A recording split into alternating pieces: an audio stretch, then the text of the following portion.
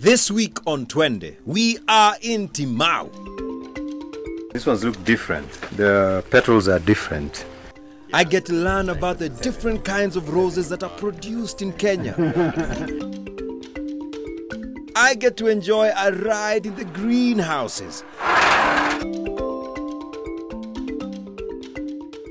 I get to experience the longest canopy walk in Kenya and the gem of Ngarindare, the cold blue pool.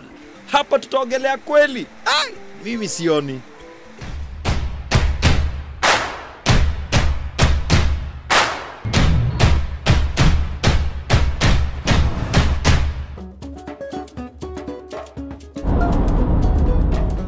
Most of our destinations have been in hot places, and we thought this is not cool. So we decided to change a bit and head to a forested area like the Mau. Lakini Makau akasikia Timau, and so that is how we ended up on the Great North Road heading towards Meru. Timau is to the north of Mount Kenya on the leeward side. Na kwa wale mnakumbuka, leeward ni pande gani tena? Yes, the drier side. It is in Meru County near the border with Laikipia. In the morning, on a clear day, the views from Timau town are breathtaking. Unaona ni kama unaweza kushika huu mlima. Even though it is the dry side, it has more visible snow than the Meru side in the south. It is also one of the coldest inhabited places in Kenya. The area has the ideal conditions to grow something that is in big demand all over the world. And that is where these numerous greenhouses that stand out in the Timau landscape come in. Business is blooming. I decided to visit one of the many farms located here, Uhuru Flowers. This farm is located 36 kilometers from Nanyuki. It has some of the largest greenhouses in Kenya, covering an area of about 49 acres. Located near the foot of Mount Kenya with scenic views of the Laikipia Plains. It is, okay, najua hizo sio facts zenye mnafikiria sahi. Wengi wenyu mnajiuliza hii Uhuru Flowers kuna vile it is associated with Uhuru Park. This is my kind of weather. Timau. At Uhuru Flowers. Now, Uhuru Flowers, is it... No. No? Okay. Definitely not. Uhuru Flowers is called that because my surname is Freeman, Ivan Freeman. Okay. And also, you know, represented my freedom from being employed to being an employer. Aye, good stuff. Now that we have that out of the way, let us go straight to the greenhouse. This farm has 49 acres under greenhouse farming.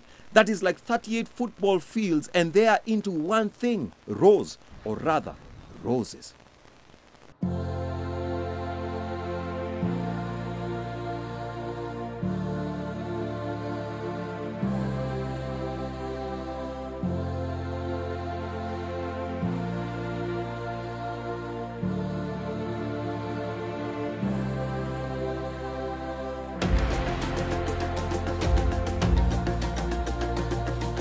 You know the poem that goes, roses are red, violets are blue, nini nini nini nini nini, so is love, nini.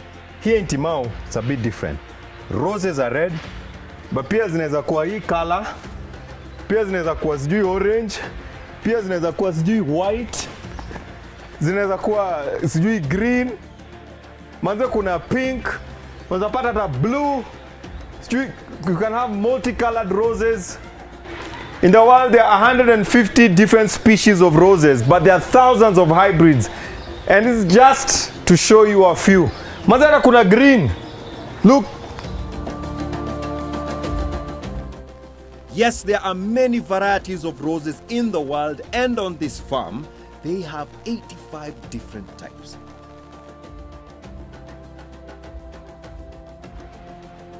Some have fancy petal formation, others are simple, and still others have serrated edges. So interesting that even they have different, it's not just different colors, they're different, it's structured differently. Most of the petals inakuanga here, she loves me not, he loves me not. But hii unaona vile iko, it's so compact, ni kama vile tulikuwa tunafinywa tukiwe before zile rules kukaa tu kiti chako. but it's still beautiful.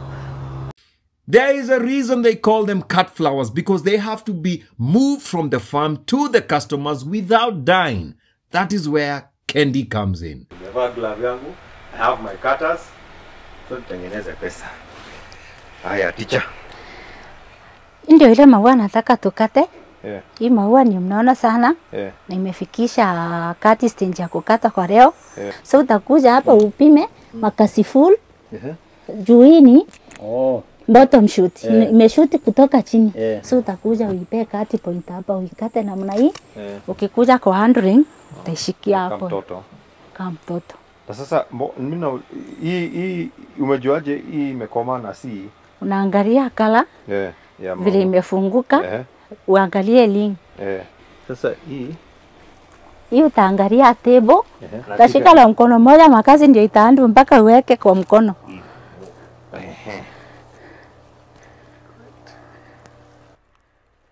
Hivyo. Haya, sasa niko tayari kukata.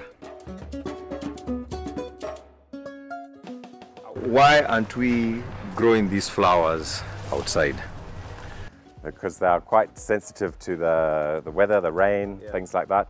So we grow them in this greenhouse. It covers, protects them from the rain, and it increases the temperature, so they grow a little bit faster. It's more easy to control the environment. There's not strong winds coming through. Can I? Yeah. I have this, I feel like Thanos. Let me see, let me try. Very good. And like a baby. Like a baby. Boom. Right. Perfect. Why is Timao good for flowers? So Timao's good for flowers for two reasons mainly. One is that we are just a few kilometers from the equator. The imaginary line. Yes, the imaginary line. But it's very important because it means we don't really have a summer or a winter. The climate is a bit stable all the year round, and that means that the roses keep producing all the time, 365 days a year. We're able to cut flowers. Oh, you cut flowers every day? Every day. So once a day? Twice a day. Twice a day? Yeah. Wow. And the other reason that Timao is good is that we are at high altitude here. So we're 2,600 meters above sea level. And that means the flowers grow more slowly, the climate is quite cool, and we get very good quality. So they need to grow slower? They grow slower, for the quality of it? Of the flowers. It's like brewing teas. Exactly, to rush it. Timao's high altitude of 2,600 meters above sea level means that you can plant not just any roses, but premium roses. Yes, hata kwa maua kuna class. You see, in lower altitudes like Nairobi and Naivasha, you can grow what we call the pro boxes of roses. But here in Timao, the conditions are just right for the Mercedes-Benz of roses.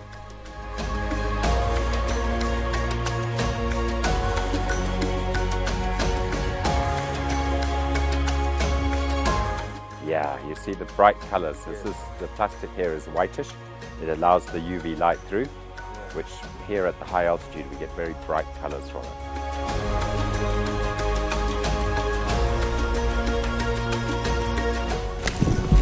Yes. Very good. These ones look different. The petals are different. Yeah, it's a different shape. This is what we call a garden rose. A garden rose. Yeah, just a different shape of flower. Okay. So this one, a garden rose. Let's go. Okay. So now, naezaenda kuuza. There's still some processing to do. We need to remove the thorns, some of the leaves, sort them, and then pack them ready for transport. Why don't you hop on board and follow the flowers? This can carry my weight. Absolutely. Hey, okay. Aya, sawa. What a way to travel.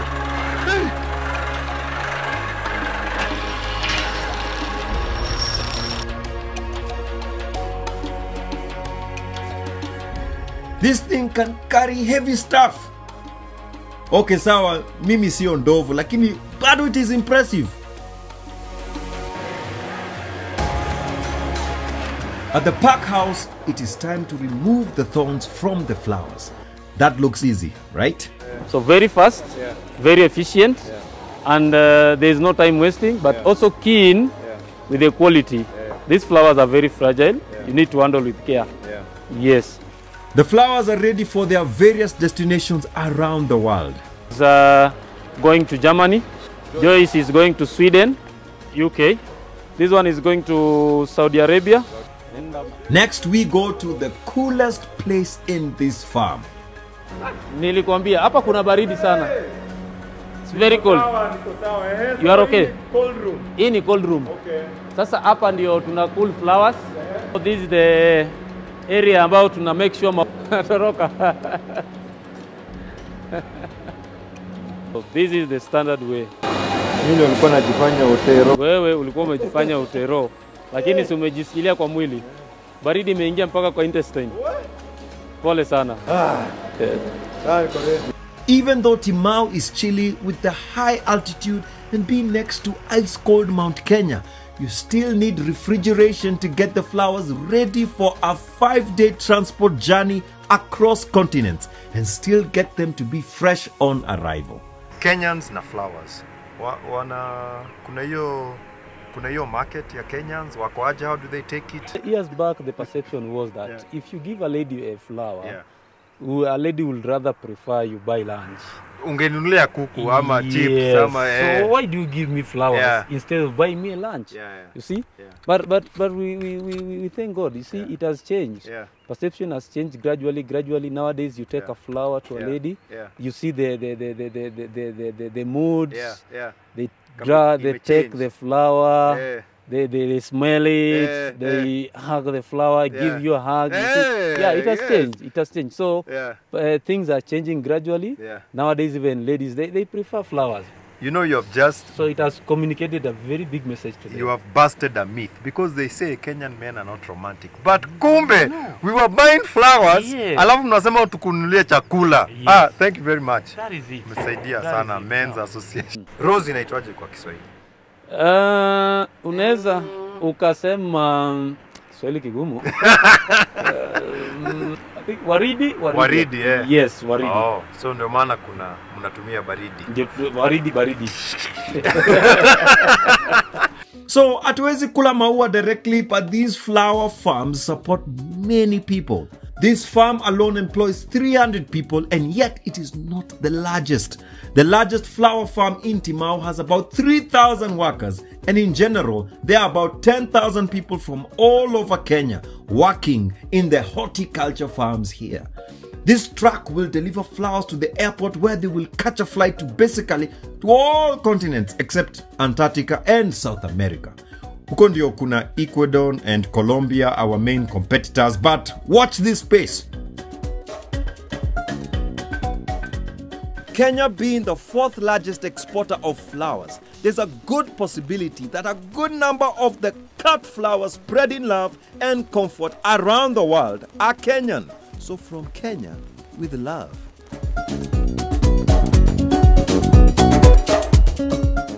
Next, we go a few kilometers from here searching for the one flower we didn't find, a turquoise blue rose.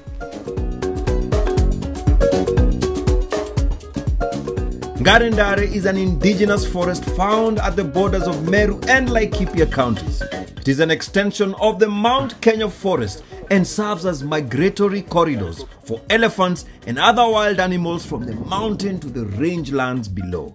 Ngarindare is 38 kilometers from Nanyuki and about 1 hour's drive. 15 kilometers of those are on a loose surface road.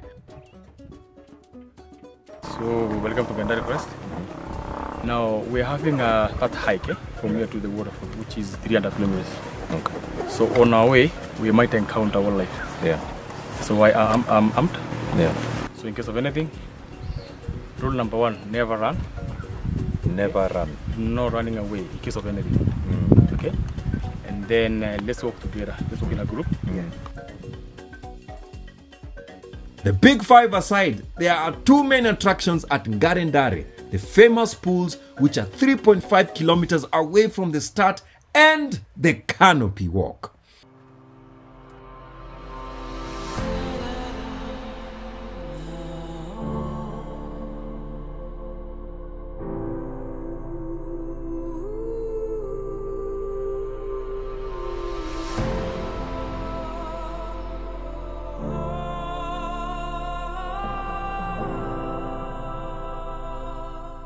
It is not just any canopy walk, but the longest one in Kenya.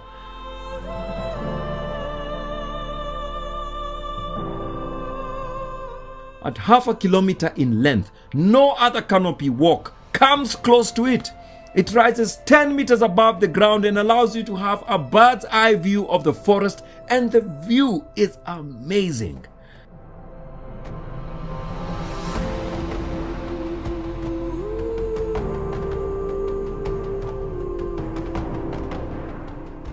This is such a magnificent, outstanding experience. Unajua sasa unaenda nature walk, most of the times uko huko chini ya miti. But here you get to have a bird's eye view. A sustained bird's eye view, because the only other way is that if you jump really high, and what goes up must come down. So nimejienjoy kabisa. It's very peaceful. Oh, kwa hivyo hizi mimi ndo madushu usikia. No wonder. This is one of those places where you can have your cake and eat it. I mean, you probably want to walk in the forest, but then you also don't want to meet with the animals. So here is a solution. If you're fortunate, you can spot elephants or rhinos from above. The canopy is good and all, but as usual, kwa ground, ndio mambo yapo. We don't run into any of the big five, but we get to see signs that they are around. Yeah, so we might not see the animals directly. Okay.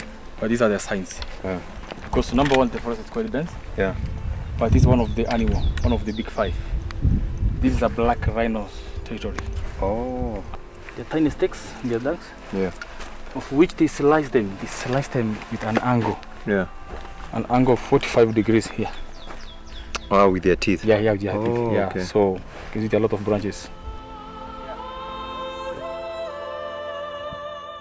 Nani angejua unaweza kujifunza hesabu kutoka kwa kinyesi? By the way, what does Ngarindari mean? Ndari meaning water. Where we're heading to. Yeah. And Ndari meaning goats. So water for the goats. Okay. Yeah. Okay.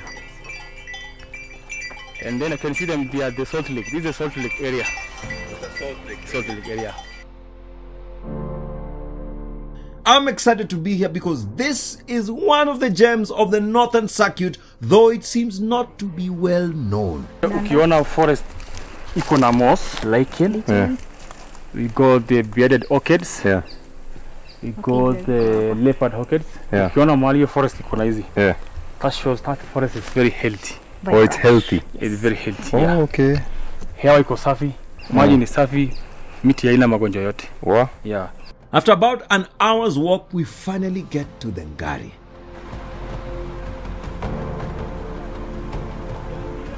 But this is not the pool I'm seeking. We need to get to the source of this water, so safari lazima iendelee. As we head towards them, the falls get louder. Then, like a treasure at the end of a quest, the falls appear, and then the main blue pool reveals itself.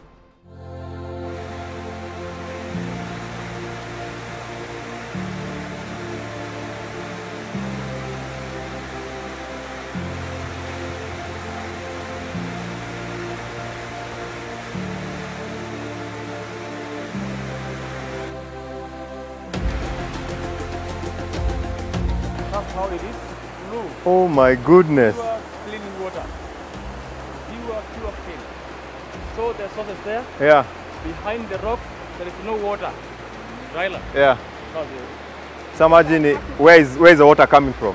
The water is coming all the way from Mount Kenya. It's an underground aquifer. Actually, one cannot imagine you can find a beautiful structure, a beautiful pool like this one. Yes. It's very hidden. Yeah. How did you feel the first time you saw this? Perplexed. Yeah. And it's actually an amazing feeling. Yeah. Because you can never imagine you can find something like this in the middle of nowhere. Yeah. By itself. Yeah. Mbona ni blue?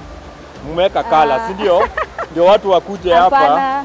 Hatujaweka kala. We believe ni copper sulfate. Copper sulfate. Minerals ambayo inafanya maji ikuwe blue. Ikuwe blue. Kwa sababu hata kukiwa na sky Yeah. ama kukiwa usiku bado the water is still Usually blue, it's so a it's reflection. so people think it's a reflection of the sky, of which it's not, because when the sky is not there, the water is still blue. It's still blue. Yeah. Okay. Yeah. Mtu anaweza kunywa? Yeah, ni maji safi kabisa. Unaona ile inatoka underground kwa mawe, it has been purified, so it's very clean. Okay, sawa, drinking cold water is one thing, lakini kuogelea, kuna vile sijawahi ogelea kwa maji baridi kushinda haya, and I'm having second thoughts. Okay, hatuwezi kuja karibu na maji tuambie ati tunaweza kunywa na tuswim and then we don't try. Tutafanya hiyo mambo. Give me a minute. Yeah, fuck.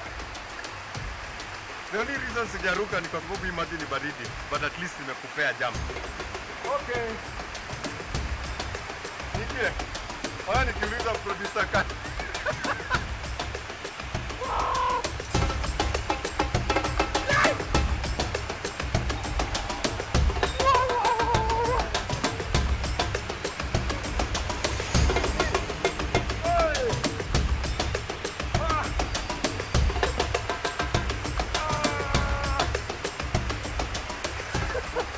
So to count from 5. 5, 4, slow down. 3, 2, and 1,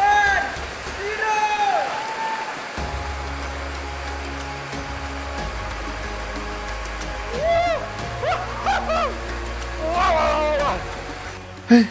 This was the hardest plunge I've ever had to make. Of all the swimming we have done, this was the hardest. Ni kama hiyo barafu ya Mount Kenya iko hapa ndani. The Conservancy does allow visitors to swim provided you are good, as the pool is deep. Once I get used to the cold, it is fun to swim in the sparkling clean waters.